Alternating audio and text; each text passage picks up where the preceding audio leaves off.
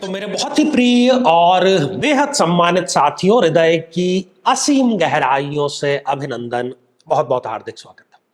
साथियों, इन दिनों इस विशेष श्रृंखला में हम चर्चा कर रहे हैं नशे के विशेष योग को लेकर के।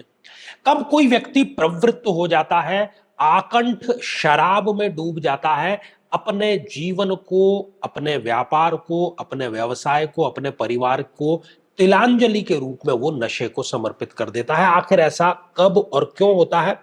इसका कारण, इसका सूक्ष्म और इसका मूल कारण हमारी जन्म पत्रिका में होता है। और ये मैं इस विश्वास के साथ में कह रहा हूं कि ज्योतिष शास्त्र में इसके मूल कारण पर रिसर्च हो चुकी है। और आप यदि इसकी प्रामाणिकता चाहते हैं तो अपनी कुंडली अपने सामने खोल करके बैठिए और फिर आप ये एपिसोड देखिए, ताकि जो बिंदु यहां पर आपको बतलाए जा रहे हैं उसकी प्रामाणिकता पर आपको कोई संदेह ना हो सके। साथियों, आज हम मकर लग्न के बारे में चर्चा करेंगे। यदि अभी तक आपने अपने या जो व्यक्ति शराब से पीड़ित है उसके लग्न से संबंधित एपिसोड नहीं देखा है तो यहां आई बटन में हमने आपको उसका लिंक प्रोवाइड करा दिया, जाकर के जरूर देखना और समझना आपको चाहिए। तो साथियों, ये रही मकर लग्न की एक जन्म पत्रिका। मकर लग्न में न्यायाधीश शनिदेव स्वयं लग्नेश होते हैं। साथियों, यदि इस लग्न पत्रिका में शनि स्वयं उठ करके छठे, आठवें या 12वें भाव में जाकर के विराजमान हो जाए तो ऐसा व्यक्ति नशे की तरफ प्रवृत्त अवश्य हो जाता है।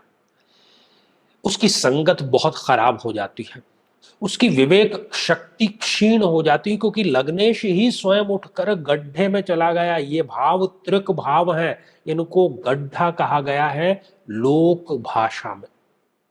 पहली स्थिति। साथियों, दूसरी स्थिति, यदि शनिदेव स्वयं नीच राशि के हो जाएं, और नीच राशि के वो कब होंगे? 4th हाउस में, मेष राशि में। यदि शनिदेव यहां पर विराजमान है तो व्यक्ति का जो सबसे बड़ा सुख बन जाता है जीवन में, वो नशा ही बन जाता है। उसको उसके अलावा और कुछ दिखाई नहीं देता, कुछ सुनाई नहीं देता, ना वो कुछ करना चाहता है।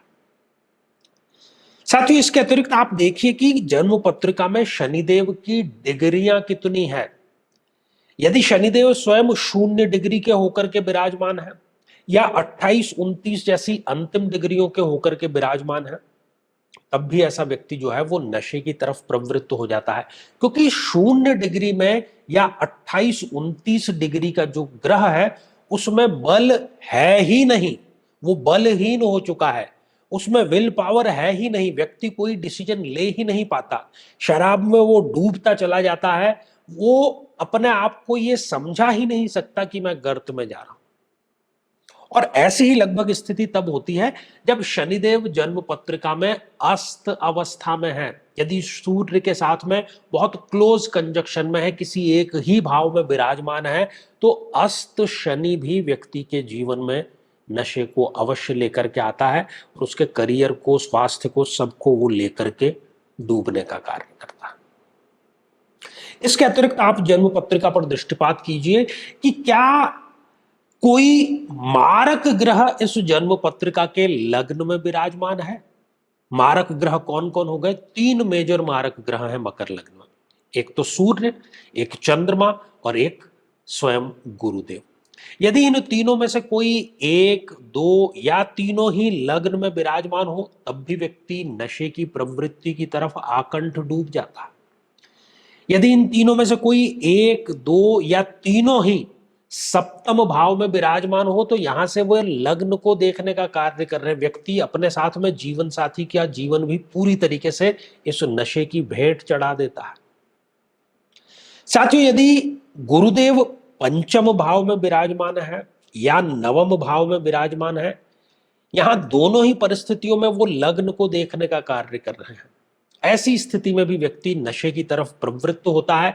ना उसको परिवार की, ना बच्चों की, ना बिजनेस की, ना अपने भाग्य की, ना कल की, किसी की भी फिक्र नहीं होती।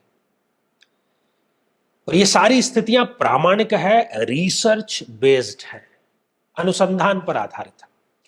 तो साथियों, यदि इस प्रकार की कोई स्थिति है, जो कि होगी ही यदि ये स्थितियां हैं, तो ऐसे व्यक्ति को करना क्या चाहिए? साथियों, ऐसे व्यक्ति को करना चाहिए कि वो अपने आज को सुधारे। और आज को कैसे सुधारेगा? अपनी महादशा को सुधार करके। उसका नाम ही दशा है। यदि वो आज की दशा को सुधार लेता है, महादशा मंत्र साधना वो कर लेता है, और साथ ही यदि उसको नियमित रूप से जिस किसी ग्रह से भी पीड़ा है, अभी आपने देख लिया होगा, उसके अभिमंत्रित जल का यदि नियमित सेवन कराया जाए तो जहां पर हजारों लोगों को लाभ हुआ है, इनको भी अवश्यम भावी लाभ होगा ही होगा। तो साथियों, श्रृंखला ये हमारी आगे भी जारी रहेगी। यदि आप भी चाहते हैं कि आपकी कुंडली का संपूर्ण विश्लेषण और समस्या का समाधान हो, तो आगामी समय में मैं स्वयं इन शहरों में उपस्थित रहूंगा। आप समय लेकर के मिल सकते हैं, या फिर आप टेलीफोनिक या वीडियो कॉल के माध्यम से भी जुड़ सकते हैं। तो आज के लिए केवल इतना ही, और इसी मंगल कामना के साथ में कि आप सभी स्वस्थ, समृद्ध और शांतिपूर्वक जीवन व्यतीत करें। नमस्कार।